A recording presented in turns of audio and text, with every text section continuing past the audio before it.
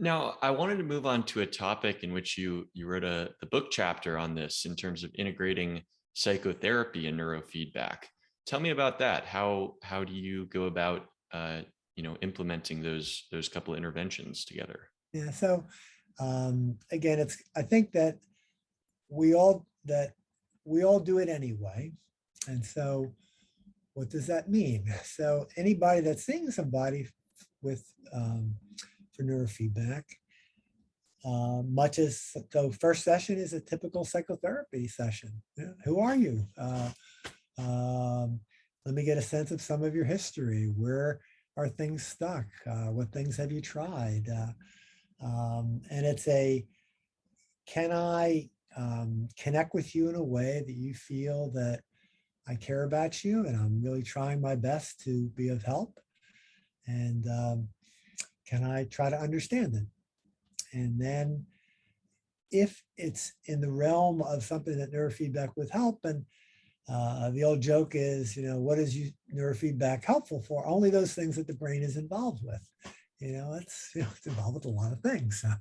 Um, and so I think with people, I run through, well, here's the options that I know of. And at this point, I'm trying not to see, just because of scheduling, I'm trying not to see people just for straight psychotherapy. So I'm seeing a lot of people. This is why they're coming in and they want some information about it. And we go through it. But I think it begins, so part of psychotherapy is this holding environment and this place where people can look at their stuff and have labels for problems. Part of it is figuring out, so we're lending them encouragement and support. It's a holding environment. And we're trying to seed change. So we're trying to begin to move this intractable problem into kind of the way it would get better would be coming up with some steps for what it would look like.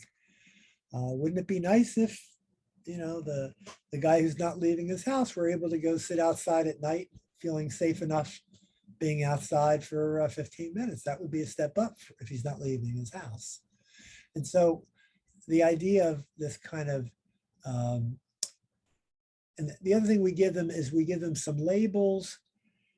And during the feedback session, which I think is an incredibly powerful experience, because if you're coming in to see me and you're saying, I have these problems, I'm having trouble focusing, let's say, and I've had it for a long time. And I go over your brain map with you and I go, well, here's where things are great and here's where things are not. So here's where there's dysregulation, and it really fits with the kind of symptoms and difficulties that you're struggling with. For some people that they cry, it's, I knew there was something, I couldn't put my words, we couldn't figure it out. It's one of the, unfortunately, psychiatry doesn't study the organ that they're treating. And so here we're linking it up in a way that, is clear to people. Now, whether we can, solve it or not, we don't know, but we can see the dysregulation, and there's a validating gift aspect to that. So that's another piece. I think part of psychotherapy is lending hope.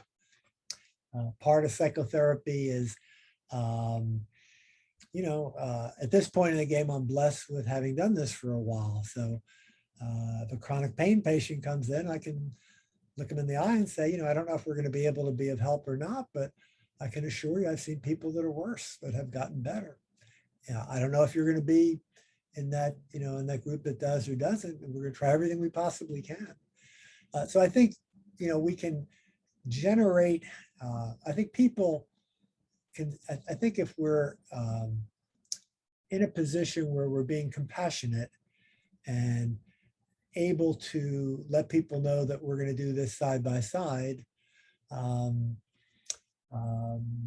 it greatly increases what the electrodes and what the feedback does, if that makes sense.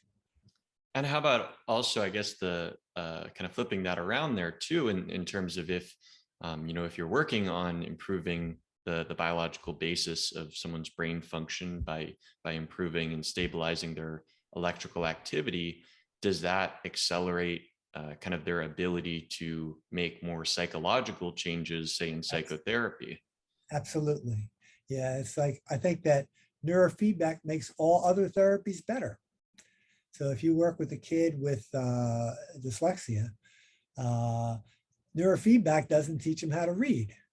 But if their brain is working more efficiently, then they're much better able to work with the intensive reading, Orton Gilliam, Luna Mubel kind of programs that are targeting those things. So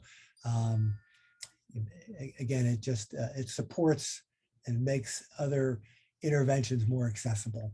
That if their brain, if you have someone who's super anxious and is drinking a lot of alcohol and they're much less anxious, they're going to drink less. They may then be okay enough to go to AA if that's what they're going to do, or do some behavioral monitoring of how much drinking that they're doing that they couldn't do before.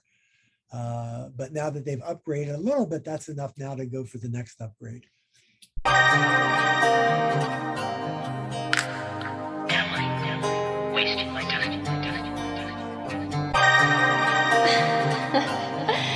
You just can't help yourself, can you?